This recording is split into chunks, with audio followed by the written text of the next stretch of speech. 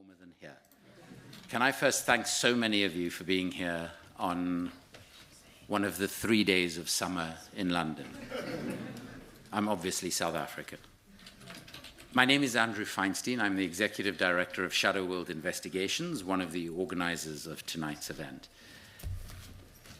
I would imagine that so many of you are here, and there were 140 people on the waiting list for tonight for two primary reasons. One is we are very fortunate to have four quite extraordinary speakers, each of whom I'll introduce before they speak. But secondly, and I think the events of today with Israel's attack on Iran only bring home the point even further, that we're living in devastating, desperate times. And at the core of the brutal times we're living through is the global, the European, and the British arms trade. And that's what we're here to talk about tonight. So I'd like to welcome you on behalf of the European Network Against Arms Trade. This is the start of our annual conference, which for the first time is in London. It is being co-hosted by Shadow World Investigations and Campaign Against Arms Trade. And we're very grateful to our hosts at SOAS, an entity here called ICOP, Influencing Corridors of Power. I would particularly like to thank the organizers from SWI and CAT, Ruth Rohde and Sam Perlow-Freeman, and at ICOP, Alison and Sanjana and their team, who have done great work to put together tonight's event and to ensure that Francesca can join us from Tunisia. Please note, as you were informed, that we are recording tonight's event. So you should have had the opportunity to tell the organizers, and if you would rather not appear in the recording at all, there are seats that are out of view that you could be moved to. Finally, from me, just to say that on the panel are a number of people who have written a huge number of reports, books, in the case of one person, laws, well, actually two of us. But tonight, there is a bookstall outside that Waterstones are very kindly doing for us, and we will be selling both copies of Ahmed Al-Nawak's book, We Are Not Numbers, which when it was recently released, immediately went onto the Sunday Times bestseller list, and also a book that we at SWI were very pleased to do with Jeremy Corbyn's Peace and Justice project, a book called Monstrous Anger of the Guns, How the Global Arms Trade is Ruining the World and What We Can Do About It. Jeremy, Ahmed, and myself will be available afterwards outside to sign copies of the book. I'm going to introduce each speaker individually, and I hope that's okay with you. Our first speaker tonight, and they each have a remarkable story, so you're going to have to forgive me in the introductions. Our first speaker is someone I'm incredibly proud to call a friend. He is a journalist with Palestine Deep Dive. He is one of the founding directors of We Are Not Numbers. But most importantly, he is a Gazan Palestinian who has borne witness to the genocide. Please welcome Ahmed Al-Nawak.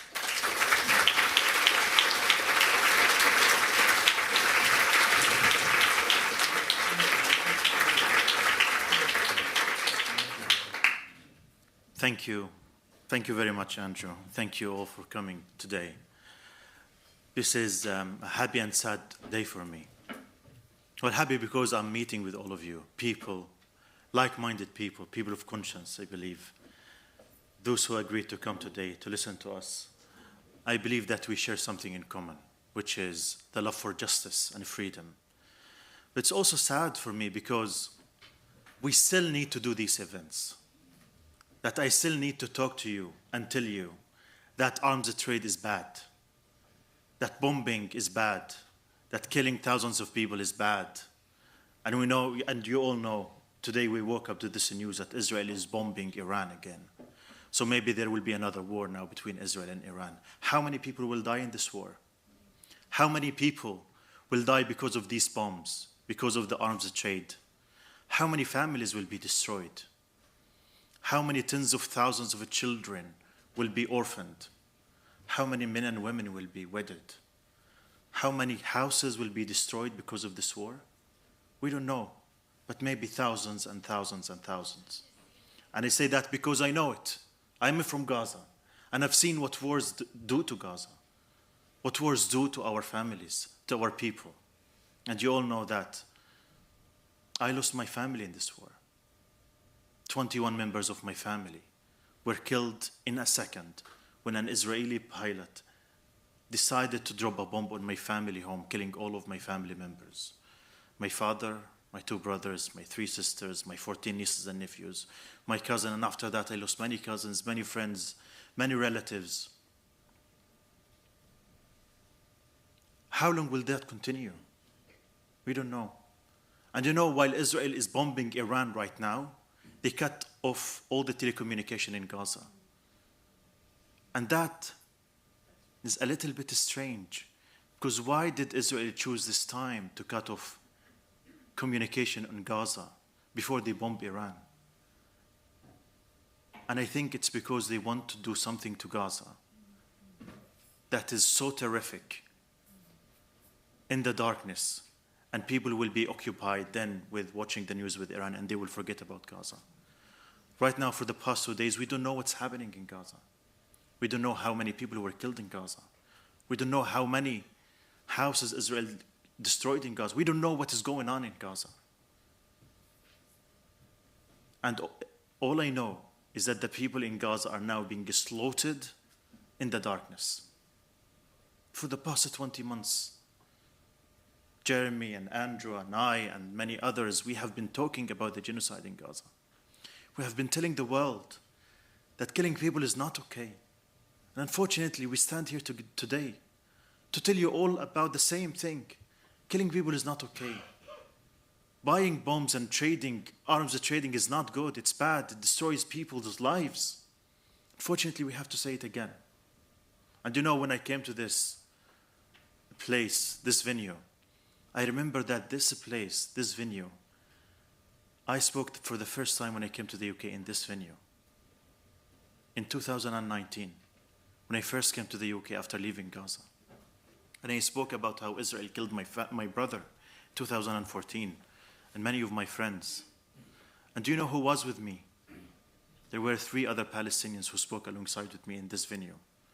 One of them is Maysar al-Rayis. Maysar al-Rayis, he was my flatmate. We lived together for a year during our study in our master's degree here.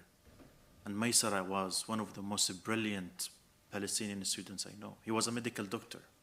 He was doing his master's degree in women health in King's College London. And Maysar now, still, after 20 months of this genocide, his body is still under the rubble because Israel bombed his family home, killing him and all of his family members. They killed all of his family members except for 2 brothers, who then tried to go to the place.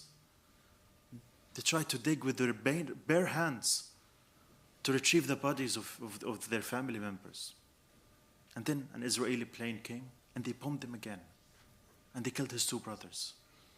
Maysar and his father and his mother and all of his brothers and sisters, they were killed, and until now, they did not receive burial. The other speaker with me was Bahzad al-Akhras, another brilliant Palestinian journalist. He's still in Gaza right now. and he's still treating patients in Gaza. He's a doctor and he's a psychiatrist. And every day not every day, every now and then I would talk to my friend Bahzad, ask him about how he feels. And he's devastated. One of the nicest people, one of the strongest people I know. He's devastated. Why is all of this happening to us? Why? How did it become normal that people can be slaughtered in this barbaric way for 20 months? I don't know. The past week, I was horrified with the scenes of tens of thousands of Palestinians going to these aid distribution centers.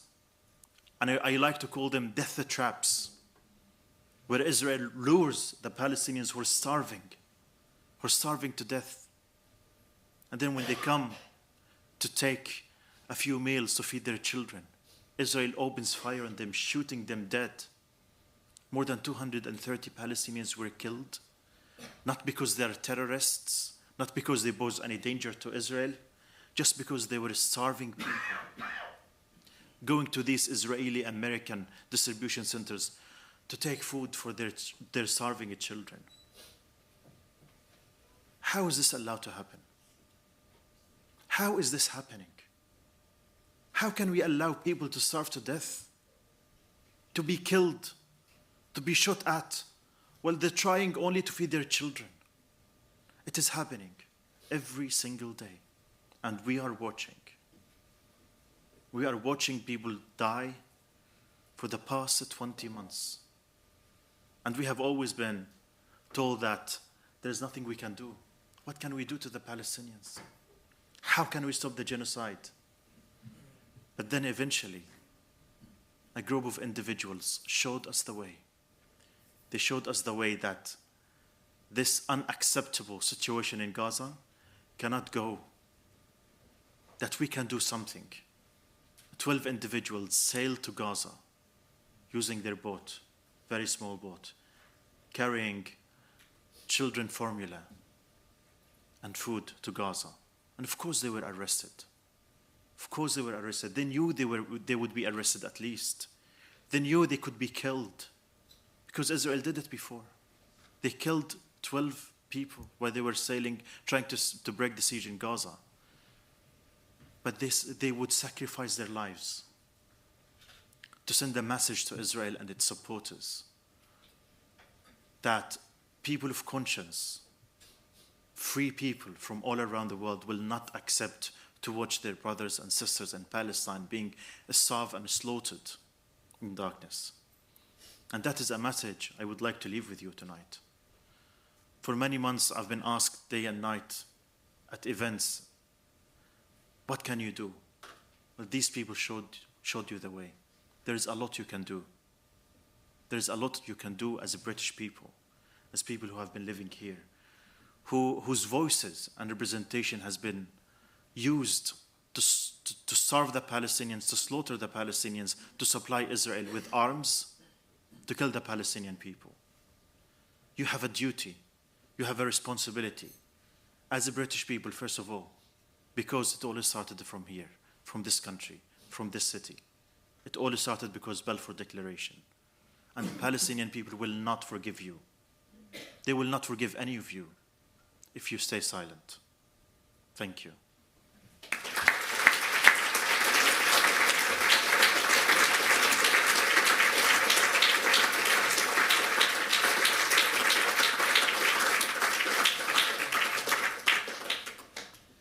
Thank you, Ahmed.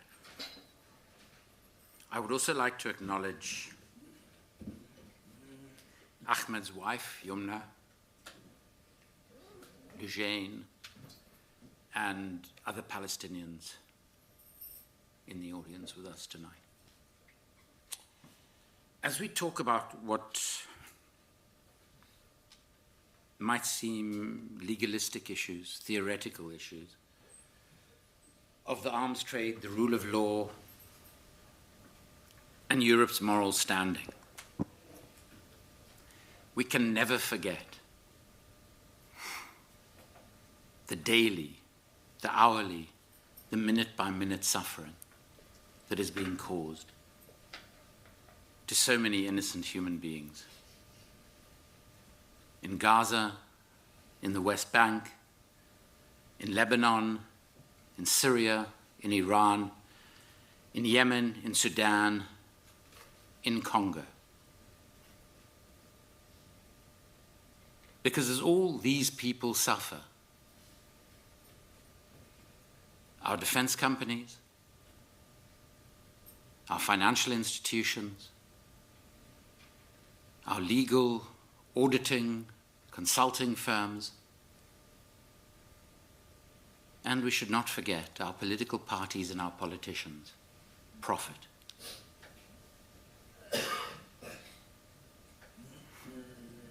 Our next speaker needs no introduction. But because we are recording this, and we are hoping it will be seen in many parts of the world, including, we hope, one or two tiny places that haven't heard of our next speaker, I am going to introduce him.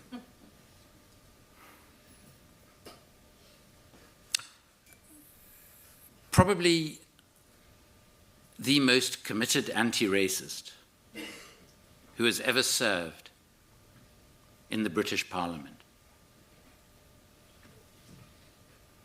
A fact lost on some people in their desperate efforts to ensure that the state of Israel is never criticized and to ensure that the establishment hold on our politics is never loosened. But we will never forget. Described by many as the best Prime Minister Britain never had, but certainly deserved. The founder of the Peace and Justice Project, Jeremy Corbyn.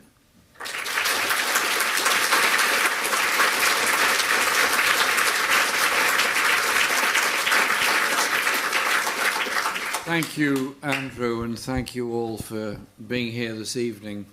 And Andrew, thank you for what you just said, but also your amazing solidarity during often very difficult times.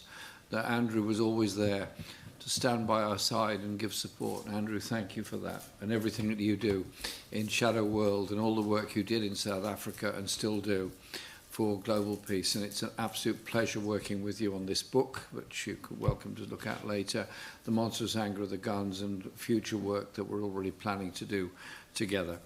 And I think we should all be very grateful to Andrew for everything that he's done to give a greater understanding to the monstrosity of the arms trade and the corruption that it brings into our lives and to our society.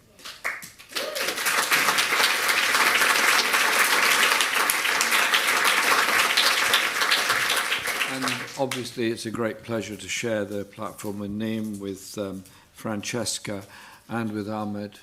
Ahmed and I have done a number of events together, and I'm deeply moved by everything he says and the way he says it and the humanity with which he approaches everything, despite the incredible, unbelievable levels of personal loss that he's been through.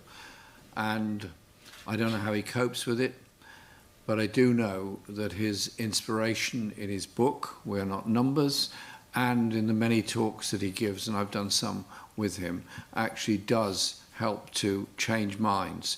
And if we change minds at an event like this or many other events that we've done together, then those people's minds are changed or minds are mobilized. They end up doing a bit more, which brings about change within our society, because I fundamentally and totally believe that political change never starts at the top, never starts in parliaments, never starts amongst the establishment. It only ever starts with the demands of people in their poverty, in their demands, and in their moral outrage is what brings about political change. And Ahmed, you're doing an amazing amount to change people's minds and mobilise them. Thank you.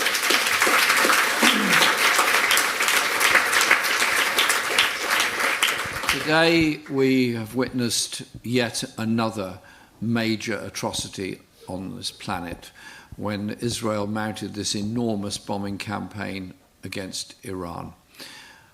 They've probably been bombing Iran for quite a long time, and they're carrying on doing it with, I think, 200 flights took place against Iran last night, and the destruction is devastating.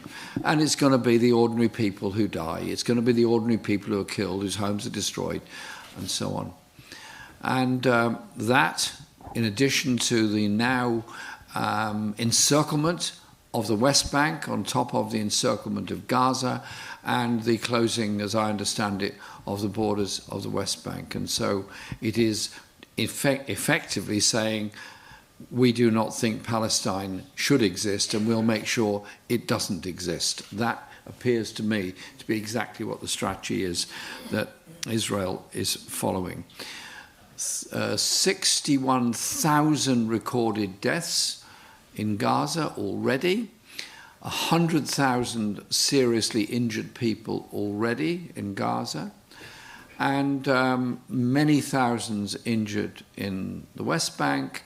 And tonight, I don't know what you call them, a platoon, a force, I don't know, a command squadron of Israeli tanks have arrived at the Nasser hospital in Gaza. For what purpose?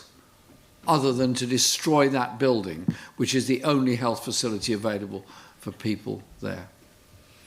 And so you ask yourself the question, how is all this possible that we can watch this live in real time? And you then ask yourself the question, from whence do the weapons come that this carnage can take place? We know the answer. Primarily from the United States. Primarily, but not exclusively.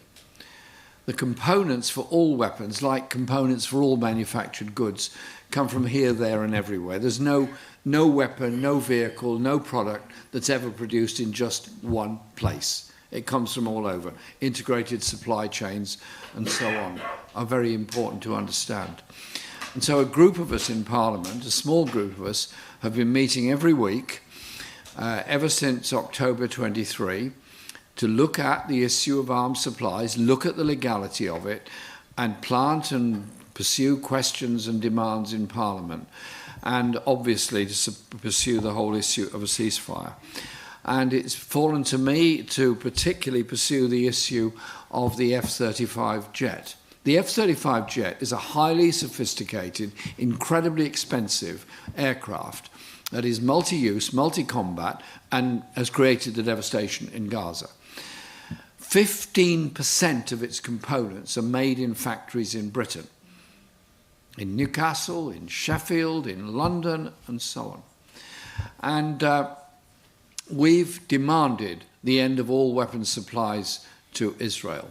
After a lot of pressure, David Lammy eventually conceded they would suspend 30 of the arms licenses out of 330 arms licenses that existed at that time. They never told us what these licenses were. It was impossible to find out what they were actually licensing there. For all I know, they could have been licensing high-vis vests. I don't know. And so we continued that pressure. And gradually, they've said that they would reduce arms supplies and so on, and claimed that they had stopped arms supplies to Israel. Progressive International produced a very interesting report which indicated that under this Labour government, arms supplies to Israel have gone up from what they were under the previous government. Remember, the previous government was in office until July 24. So the arms supplies have gone up since July 24, over and above what they went on before, when it was well known what was happening in Gaza throughout all that time. And then we challenged that, and we challenged the question of the use of the RAF base at Akrotiri, and the one at Decalia for that matter, but particularly Akrotiri, for overflying flights. Rachel Maskell and others have been tabling a lot of questions about that. And we're now being told by the House of Commons authorities that we cannot table questions that relate to Britain's security. Well, what on earth are MPs for other than to ask questions of government, to hold government to account? That is fundamentally the kernel of what a parliamentary democracy is about. So we will continue asking those questions. And Lamy eventually conceded that they would stop supplying parts for the F-35 jet directly to Israel, but they couldn't halt the global supply chain of the parts because that would hurt the global supply system of the F-35 jets and upset a lot of commercial contracts. Wow. So these commercial contracts are more important than the destruction of innocent life in Gaza. And they then said it was impossible to trace the parts that were sold into the global supply chain. So they were trying to make us believe that somehow or other these crucial components are made in this country but are never identified, never labelled, never traced and never followed. It's complete bunkum. It's total nonsense. And we are continuing with those demands. But it's also about the arms trade across the world. Last year, global arms sales reached $2.7 trillion, 9% up on the previous year. Next year, it'll be possibly as much as $3 trillion. Every war encourages the arms trade.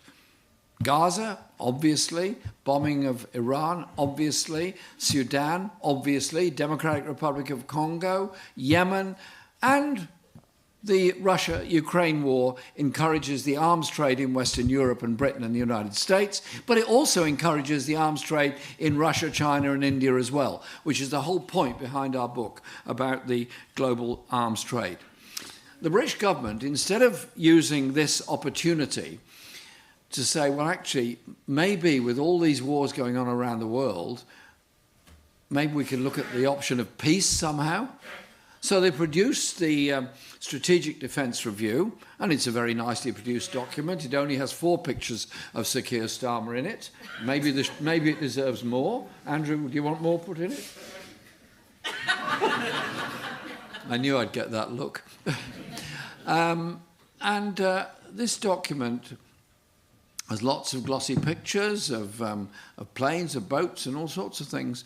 And it predicts an enormous increase in Britain's defence expenditure to go up immediately to fully 2.5% of gross domestic product, to go up to 3%, and now there are aspirations to go to 3.5% and even 5%, which is what the NATO summit is going to be demanding. To put that in context, current arms expenditure is around 80 billion per year by the UK. The total cost of the armed services is about £80 billion.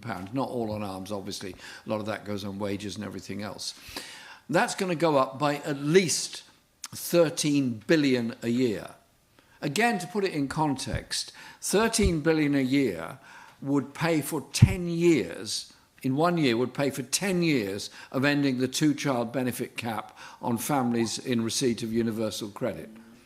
It would take a million children and more out of poverty if we made that choice. But we've made the opposite choice. Instead, the government is taking 5 billion out of the DWP budget in order to increase the defence budget and reducing the overseas aid budget to less than it was when I was at school in the 1960s. That is the direction in which this country is being taken. Putting warfare ahead of welfare, putting global interests ahead of the needs of the poorest people in the world, and at the same time allowing the most disgusting and disgraceful attacks on the victims of war who just happen to be seeking refugee status and a place of safety and asylum anywhere in Western Europe, including this country. And so it is time for us to be saying and doing things a bit differently. I'm not here to defend illegal occupation, be it Russia and Ukraine or Israel in Gaza and Palestine, or indeed any other illegal occupation. I want us to be pursuing peace, to be pursuing diplomatic means of bringing about an end to conflict, and not spending all this money on a new generation of weapons and a new generation of nuclear weapons on the 80th anniversary of the mass murder of people in Hiroshima and Nagasaki. And so it is a time for us to come together as one, to look for something different, to look for the idea that the function of government, the function of international institutions, is not to search for and promote conflict, not to satisfy the commercial needs of the arms suppliers, but instead to have that eternal search for peace and for justice. It can be done. In the 1990s, military spending dropped quite considerably at the end of the Cold War, dropped very fast. There was a peace dividend. The peace dividend meant that education and health spending in some countries went up considerably. It made a very big difference. But we're now in a whole era where the whole world is spending more and more on weapons of mass destruction and wars.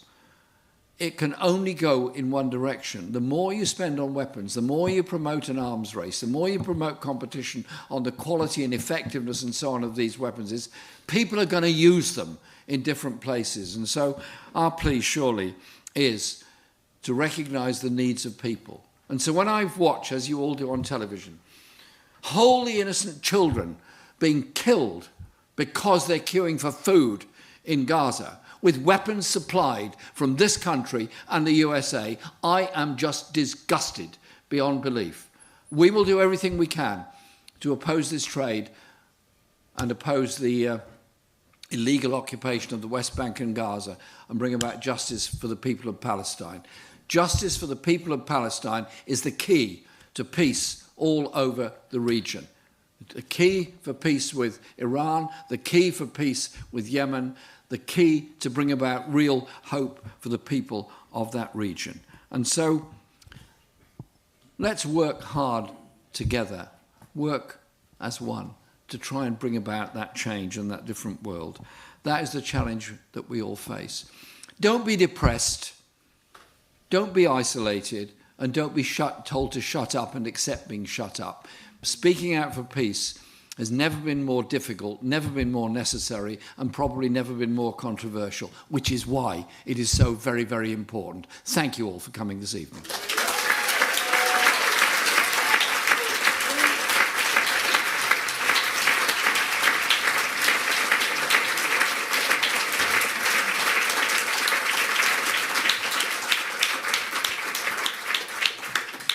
Thank you so much, Jeremy.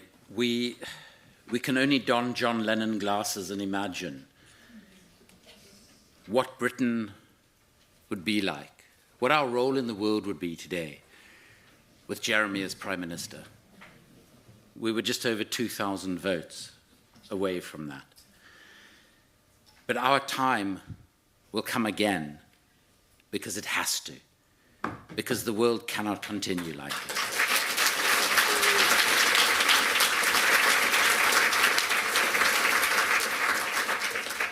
I would also like to acknowledge Jeremy's partner, both in life and in peace and justice, Laura Alvarez.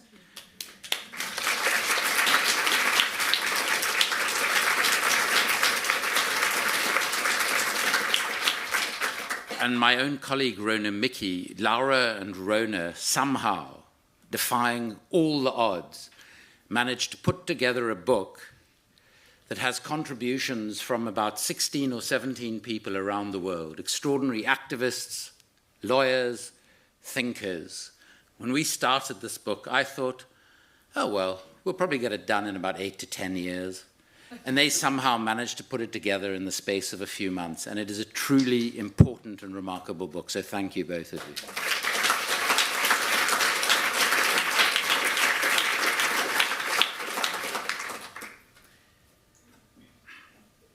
You'll have to forgive me, but for our next speaker, I'm going to have to tell you a little story.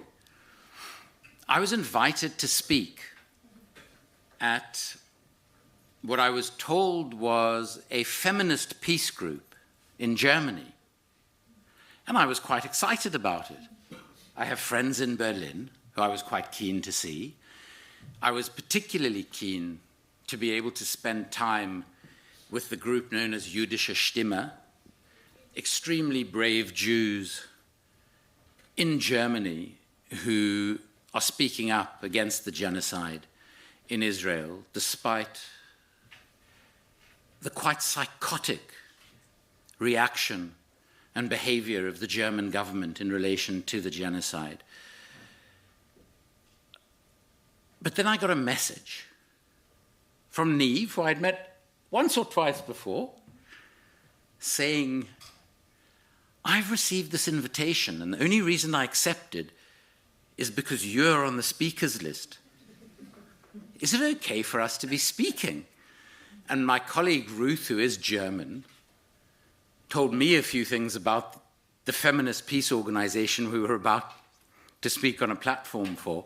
And then Niamh and I had a phone call in which she pointed out that they had platformed, just a few months previously, the then Green Party foreign minister of Germany, who describes herself as a feminist and who believes that it is justified to slaughter children, women, and men in Palestine. So Niamh and I went on a call with the founders of this organization, and I must tell you that as a recovering politician, I thought my diplomatic skills weren't too bad. Niamh's ability to call out people who identified themselves in the same grouping and camp of people with whom we would identify was truly a masterpiece. And it's a reflection of the work that Niamh does, both individually, but as importantly, as part of an extraordinary organization called the Transnational Institute. So we're indeed honored to have Niamh Navreen with us today to give her perspective on the topic. Thanks, Niamh.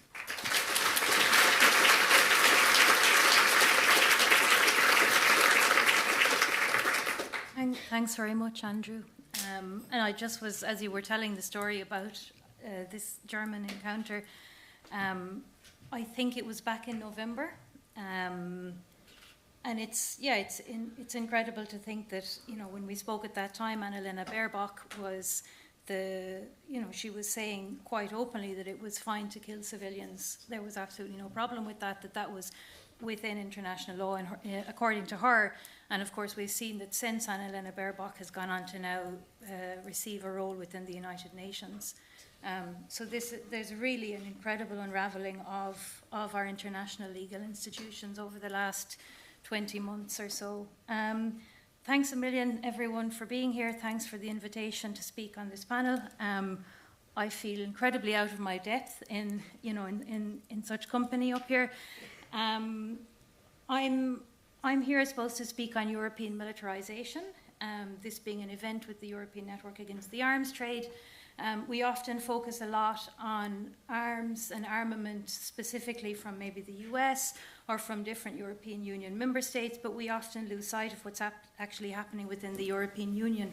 And a lot of the work that we've been doing at the TNI has focused specifically on the European Union. So I'll get into a bit of that. Maybe first to set out, as I understand the European Union to be a colonialist entity, an imperialist entity. I think we've seen that very, very clearly over the last 20 months. We've seen how Europe, the EU, has been unwavering in its support of Israel to the up and past the point of genocide. We've seen Ursula von der Leyen, the Commission President, who has travelled to Israel to stand alongside, her counterparts in Israel and support them as they enact and perpetrate a genocide. And that has continued throughout the last 20 months. There has been at no point when the European Union has actually put a brake on the level of political support and material support for Israel. The idea that Europe is a peace project, which it described itself, and it still describes itself as a peace project, is absolutely diabolical, that they would continue to present themselves in this way. It's very, very clearly a fully fledged military union. It may have begun as an economic and a political union, but it's very much a fully fledged military union, and it's, basically two sides of the same coin alongside NATO. There's maybe two documents that are very important for the legal underpinning of the European Union that I should mention. I don't know if there's any Irish people in the room. I'm from Ireland, but we'll all remember very clearly the Nice Treaty, which we would have voted on in Ireland. Maybe some people here did. And then the Lisbon Treaty. Nice and Lisbon came about in order to get over the line the legal underpinning that was necessary for the European Union to become a common security and defence union or body. In Ireland, we voted no in both of these treaties. We were told that was a wrong answer. We needed to vote again. And we did in both instances. And the reason we voted no in Ireland was because we were so concerned that by joining up with these military structures at the European Union level, that our neutrality in Ireland would be jeopardised. And I'll probably get into Irish neutrality a little bit in the discussion.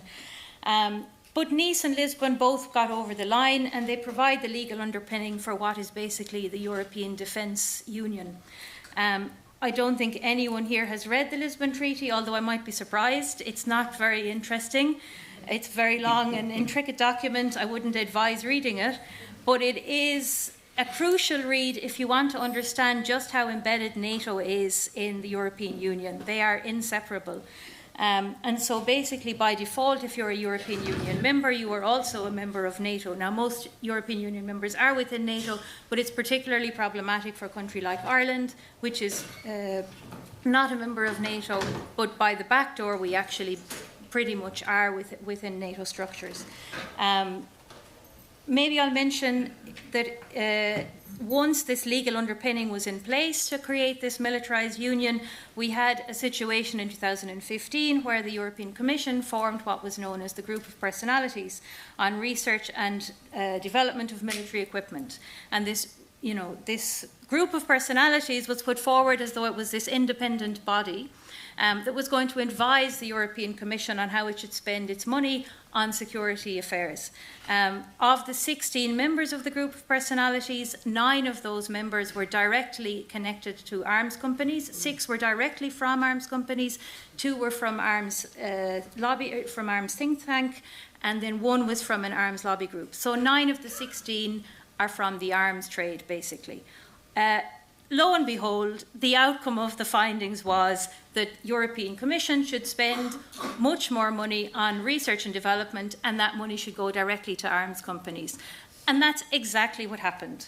So you have basically arms companies, arms lobbyists, at the table making the decisions at European Union level, saying, we think you should spend this much money on arms, on the research and development of those arms, and then the European Union going, that sounds like a good idea, yes, let's do that. And then they allocate millions, and now it's actually up to billions, for precisely that process of researching and developing armament. And then the same companies that advise on that policy actually then reap the benefits and cash in on all of the money that's handed out. So you have a crisis in democratic structures when none of us in this room have access probably to the corridors of power, but you have arms companies and arms lobbyists who have a direct seat at the table of the decision-making spaces within the European Union. The European Union being one of the most anti and undemocratic entities by design. So the people in the European Commission are unelected, but they have an incredible amount of power. The people in the European Council unelected, incredible amount of power, and the people who are elected in the European Parliament have absolutely no power at all. It's basically a talking shop. I'm going to mention this particular document because I think it exemplifies what I'm talking about with this massive militarisation, and also links to the name here, rearmament. So it's the white paper for European defence readiness from 2030. I'm not sure if anyone has read this. Again, it's really quite an explosive document. It's absolute madness on steroids. So basically the plan is, and I'm going to quote some of the lines because you really need to hear the actual document to understand how crazy this is. Quote, Europe faces an acute and growing threat, and that the only way we can ensure peace is to have the readiness to deter those who would do us harm.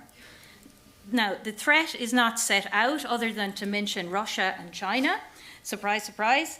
And then the the plan is basically that the European Union is going to acquire through both loans that they will get on the international market, which is basically making countries indebted to the tune of 150 billion euros, and then there will be another 650 that is also raised at national level. So there's an incredible 800 billion euros. 800 billion euros is what the European Union is now planning to spend to what they call rearm Europe.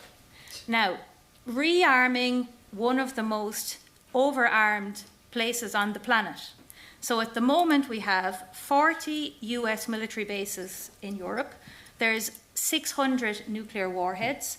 There's 84,000 US service personnel in Europe, and that's alongside all of the European armies in and of themselves. But we are told that we need to rearm Europe in order to defend ourselves. We're told that NATO is, quote, the cornerstone of collective defence of its members in Europe. We all know that NATO is an offensive war alliance. It operates as a tool of US imperialism and global dominance. And so NATO is, and the European Union are basically two sides, like I said, of the same coin. And NATO is the cornerstone of this defence plan. And when they say defence, they mean it's a war plan. We had in the European Parliament back in January, we had Mark Rutte, who set out in the European Parliament that, quote, European countries easily spend up to a quarter of their national income on pensions, health and social security systems, and we only need a small fraction of that money to make defence much stronger. So we've been told very clearly, if you've worked hard all your life, forget your pension plan. If you need to go to the doctor, forget your access to the NHS. And we even had Mark Rutte saying in Chatham House, I think it was this week or maybe at the end of last week, he said that we need to spend the 5% from Britain. 5% needs to go to defence, and they said if you're not prepared to do that, you can still have your NHS, but you'll need to access it by speaking Russian. So this is absolutely incredible speaking. You can watch this online. I'm not making these things up. It's so insane. I actually wrote down the actual quote, but I can't find it with all my papers. But basically, he says if you want the NHS, you have to choose. If you spend the 5%, fine. But if you don't, then you're going to have the NHS, but in Russian. So this is totally bonkers stuff.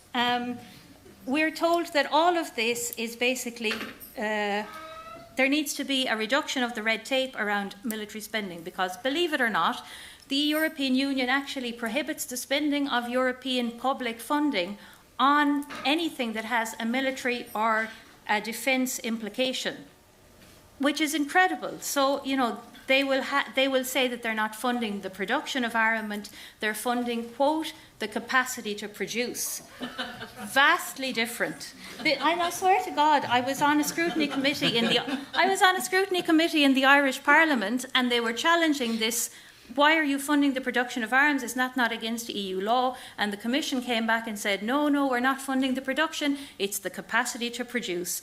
It's vastly different, apparently. This will bring Europe into years of austerity. We are going to be indebted for years. We're told that this is a temporary measure, but the loans that will be drawn down to acquire this 800 billion euros, those loans are permanent. Once you draw down the loan, you have to pay it back. It doesn't just vanish into thin air. There's also a section in this white paper on Ukraine. There is not one mention of the hundreds of thousands of people who have been killed in Ukraine or the 10 million people that have been displaced.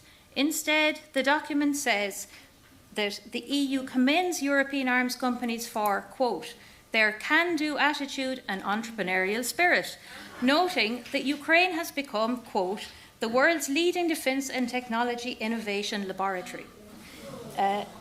Now, it goes on and on and on, and this whole strategy on Ukraine is called the porcupine strategy. Then the document concludes by saying, quote, however wistful we may be about post-World War II era, we need to accept that it's not coming back.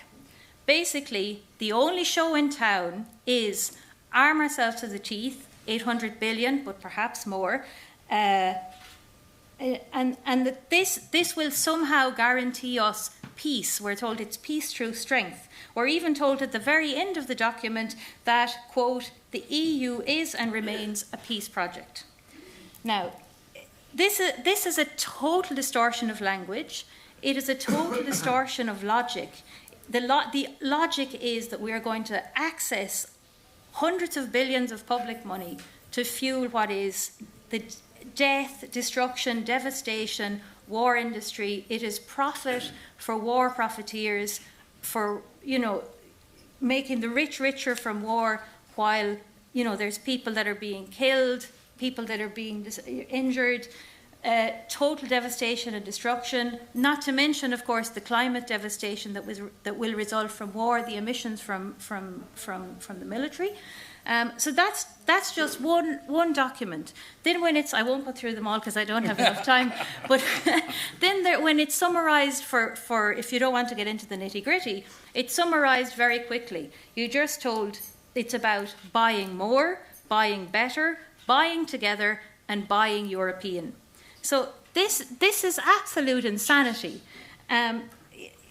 This is militarism that is being rolled out. It is to defend capitalism and also prolong and prop up and promote capitalism as a system. But we know that the capitalist system is destructive. It's going to destroy itself eventually, and the planet most likely if we continue along this road.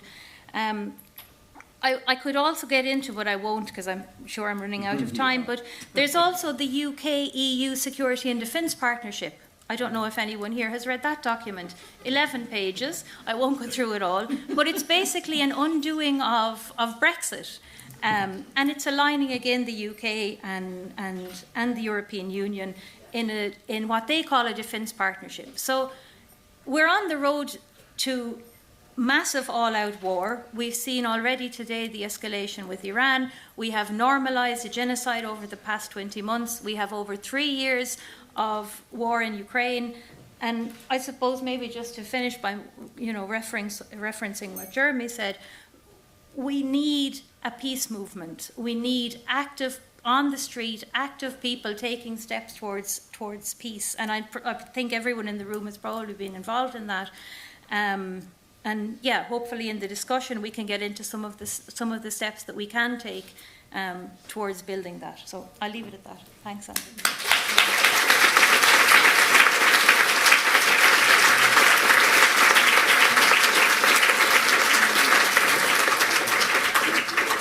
Thank you so much, Niamh.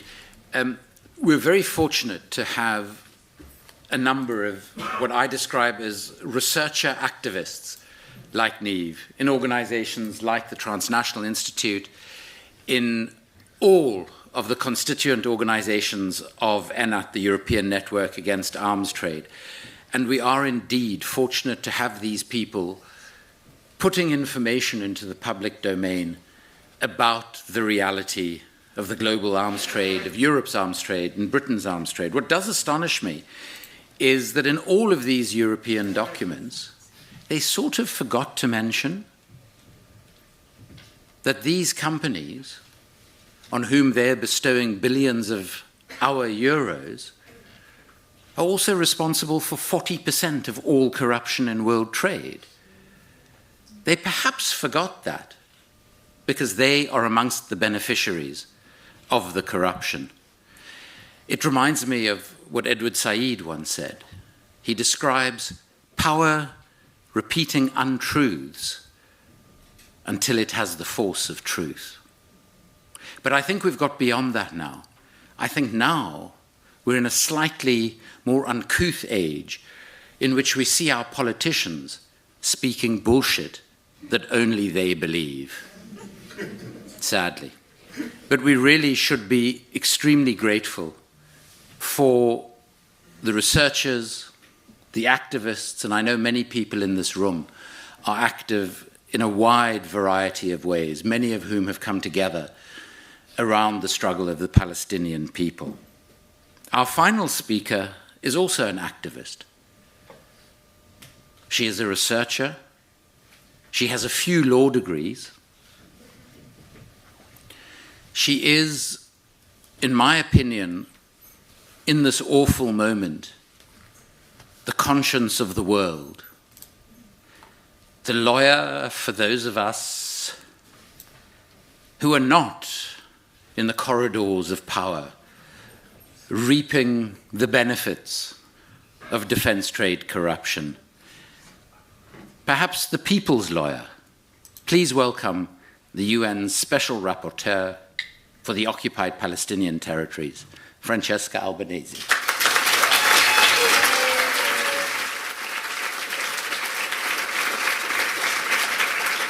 Everyone, can someone signal that you can hear me? Yeah, we can hear you fine. Good, good. I'm utterly embarrassed to not only not to be with you right now, and I thank very much the organizers and who would have brought me on that podium, which I love, at SOAS, which I consider part of my heart, and where the awakening started.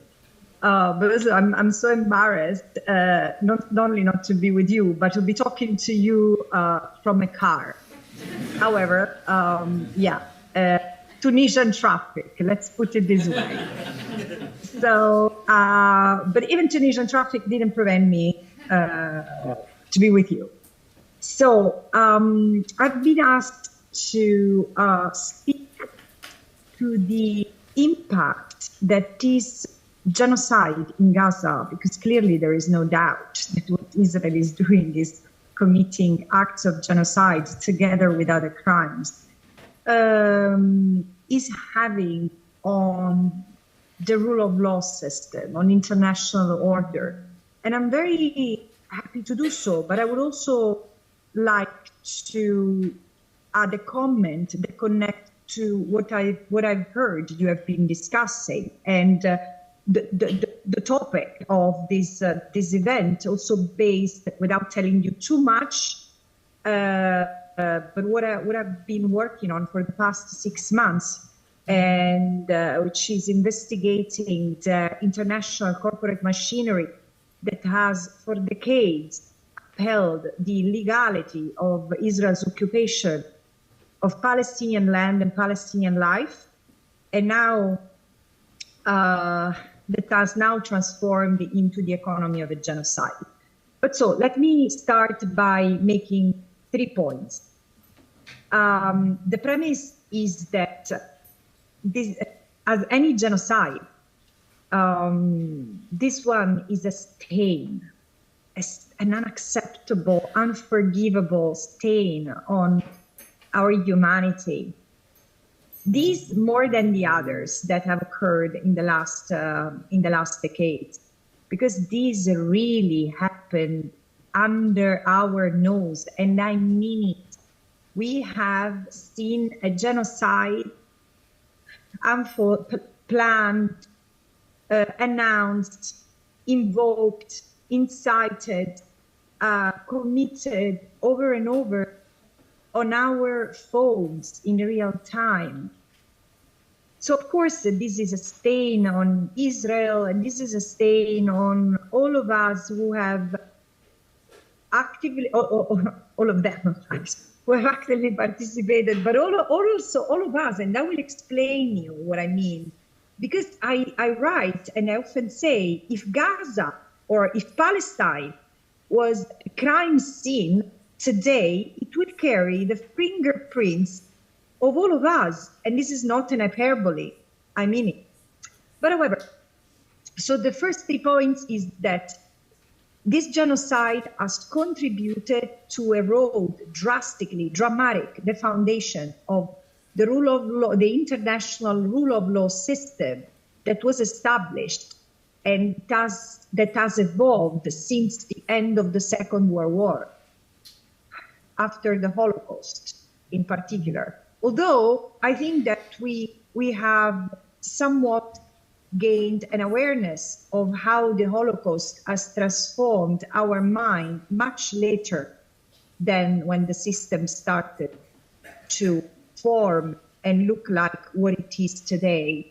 What do I mean is that we have an international legal system or an international rule of law system which is made of three essential components: norms, enforcement mechanisms, and emergency measures that get activated when law enforcement is not sufficient. So the legal framework has clearly been eroded, has clearly suffered a blow, because we have rules. It's not that we don't have rules. We have human rights standards to protect individuals in times of peace. We have international humanitarian law, which is supposed to protect human life, especially civilian life, including doctors, journalists, everyone who serves a particular function in times of war. And we have seen it. We have seen both these bodies of law completely exploded completely blown up in the last 16 months. But also the Genocide Convention, which has the tools to prevent and then stop and then ensure accountability for the crime. It's called the crime of crimes, but not because it's on a hierarchical top compared to war crimes and crimes against humanity. It's another crime, but in 2023, in 2024, in 2025, it should be impossible to commit genocide simply because genocide is not an act, is a process, is the intentional destruction of a people as such. How did we get there? Through impunity and dehumanization, the ingredients that can be found as a constant element of all genocides. And so the legal framework has been ignored, but didn't start in October 23. It has been ignored for decades. Palestinians have suffered war crimes and crimes against humanity, and these were the precursors of, in the context of a settler colonial apartheid exploitative regime, these were the precursors of the genocide, as some genocide scholars like Raz Segal has tried to alert us. So this system has failed. The enforcement mechanisms at the international and domestic level have failed.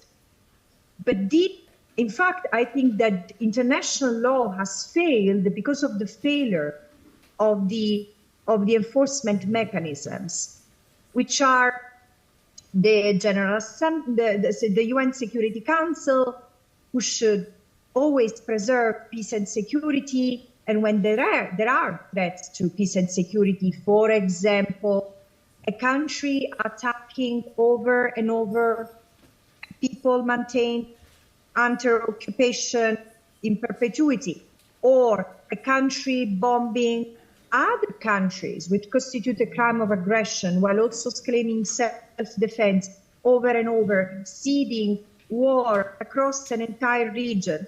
This is a country, a state that represents a threat to peace and security, which should trigger both, coercive measures under both Chapter 6 and Chapter 7 of the UN Charter. So at least political, economic, diplomatic sanctions. I'm not even saying a military intervention, which is something that is contemplated by the UN Charter.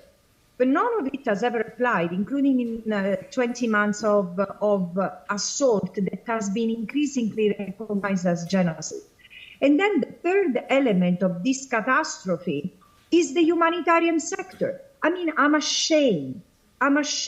Every day I hear my peers, my colleagues, independent experts, or civil society, or well-intended politicians, or well-intended journalists. I struggle to find them, but however, independent media does exist. Calling whatever is happening in Gaza humanitarian aid. Stop calling it humanitarian aid. This is a joint criminal enterprise. This is the opposite of humanitarianism, whatever it means. So how ludicrous is to think that a state that is accused of genocide and has committed war crimes and crimes against humanity, including starvation, whose leaders are wanted by the ICC, including for the crime against humanity of starvation, can be in charge of distributing aid.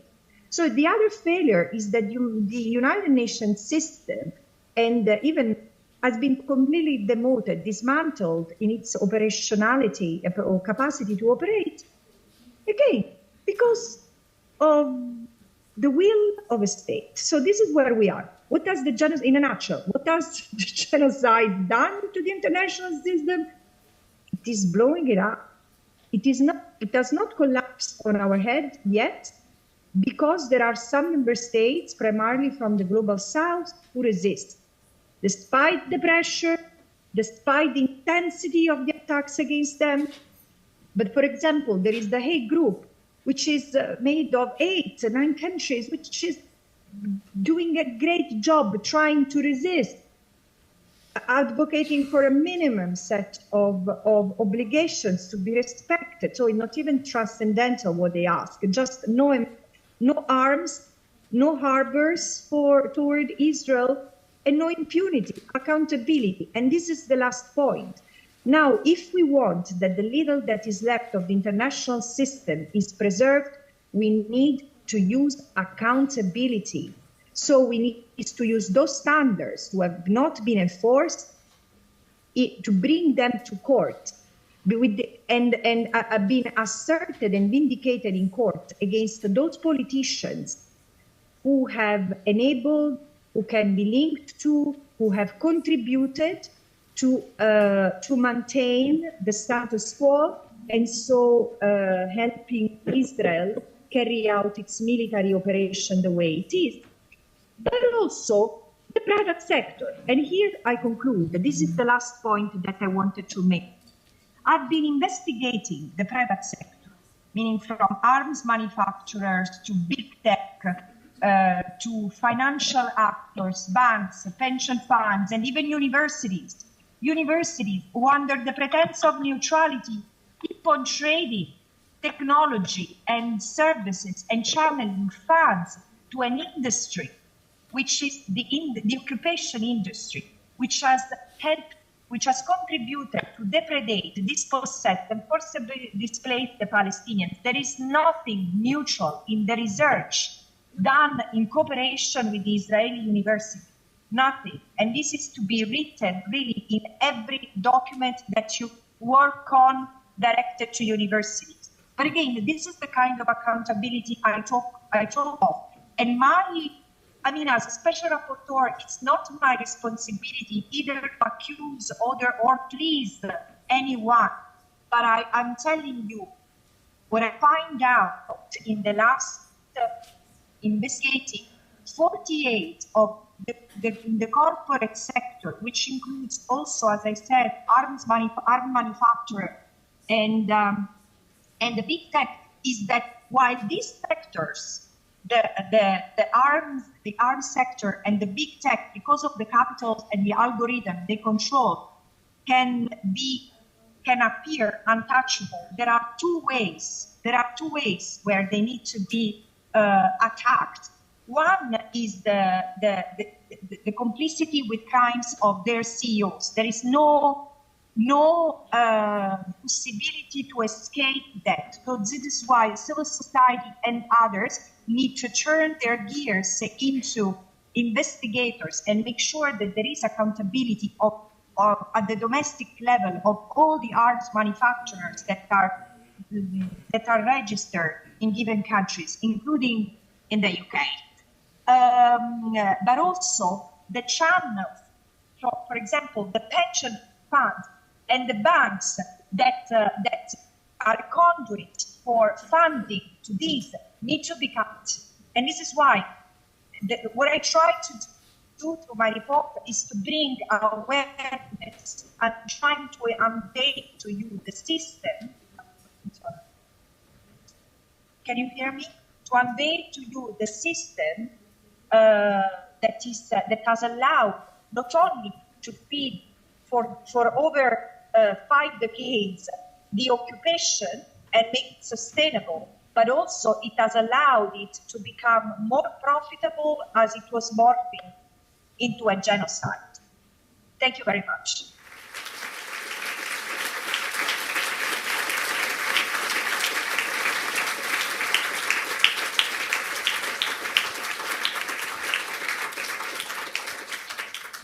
Thank you so much, Francesca.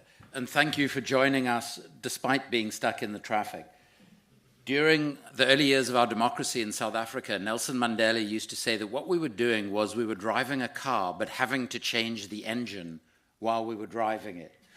You've taken this to new lengths in which you seem to be, I hope not driving, but at least in a moving car while holding the most senior levels of global power to account.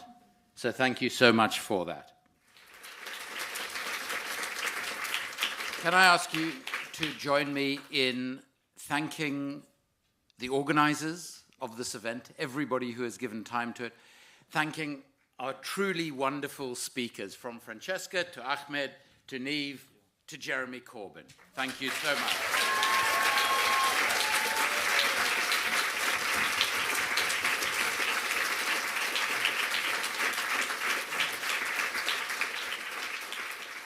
And let us never forget that, as Margaret Mead said, history is changed not by the politicians, not by the powerful, but by thoughtful, committed groups of people coming together to bring about real change. That has always been the case, and it always will be. And it has never been more necessary than today that all of us give all of our energies to bring the carnage that is perpetrated in our names with our tax funds to an end. Thank you so much for being here.